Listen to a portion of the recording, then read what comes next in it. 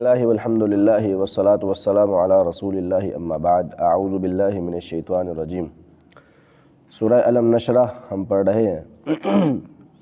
اللہ فرماتے ہیں فَإِنَّ مَعَ الْعُسْرِ يُسْرًا، فَإِنَّ پس بے شک، مع ساتھ، مع کا معنی ہوتا ہے ساتھ، معیت لفظ بولا جاتا ہے ہمارے اردو زبان میں، اس کا معنی یہی ہوتا ہے ساتھ، میں آپ کی معیت میں ہوں یعنی آپ کے ساتھ ہوں، ٹھیک ہے۔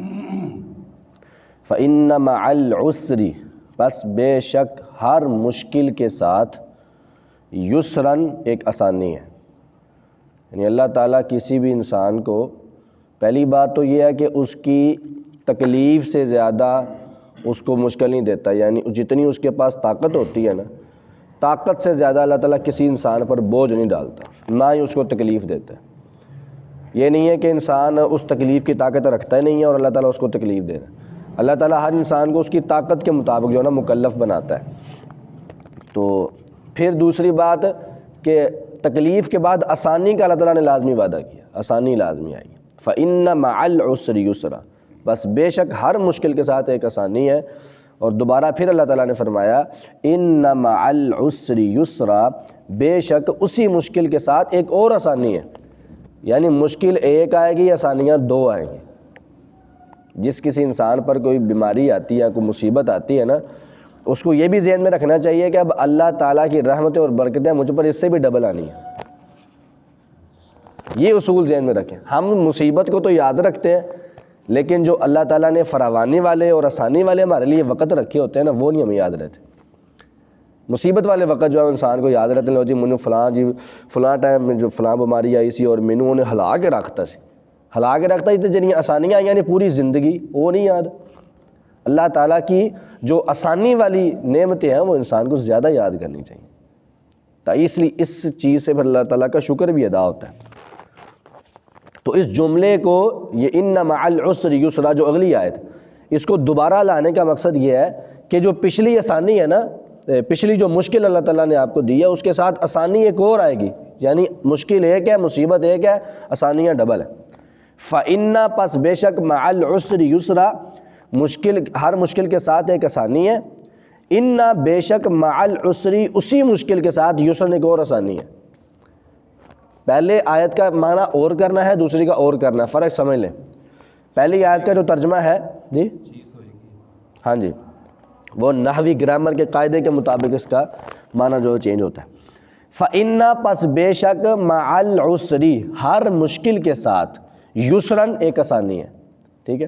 آگے ہے اِنَّ بے شک مَعَ الْعُسْرِ اسی مشکل کے ساتھ، یعنی جو پہلے مشکل کا تذکرہ ہوا ہے، مصیبت کا تذکرہ ہوا ہے، اسی مشکل کے ساتھ یسراً ایک اور آسانی ہے۔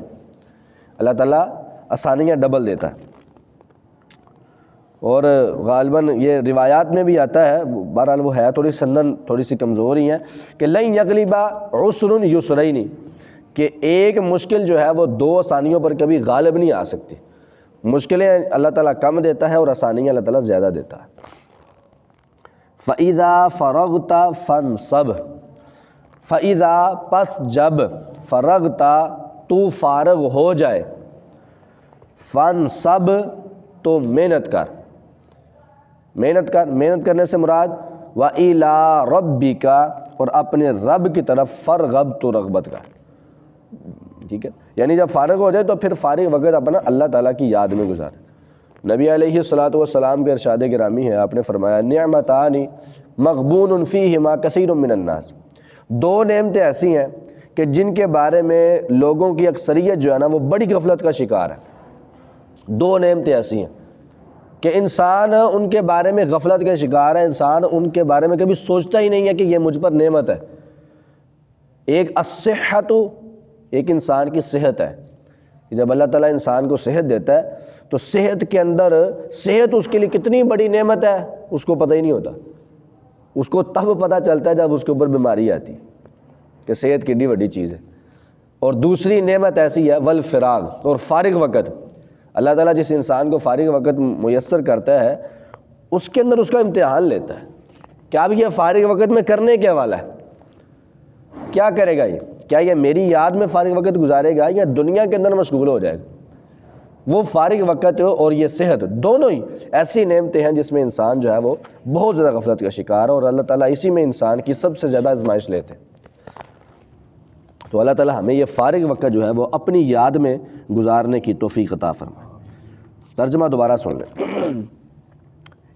فَإِنَّ مَعَ الْعُسْرِ يُسْرًا، بس بے شک ہر مشکل کے ساتھ ایک آسانی ہے۔ إِنَّ مَعَ الْعُسْرِ يُسْرًا، بے شک اسی مشکل کے ساتھ یسرًا ایک اور آسانی ہے۔ فَإِذَا فَرَغْتَ فَانْصَبْ، پس جب تو فارغ ہو جائے، فَانْصَبْ تو محنت کر، وَإِلَىٰ رَبِّكَ اور اپنے رب کی طرف، فَارْغَب تو رغبت کر۔ صدق اللہ العظیم۔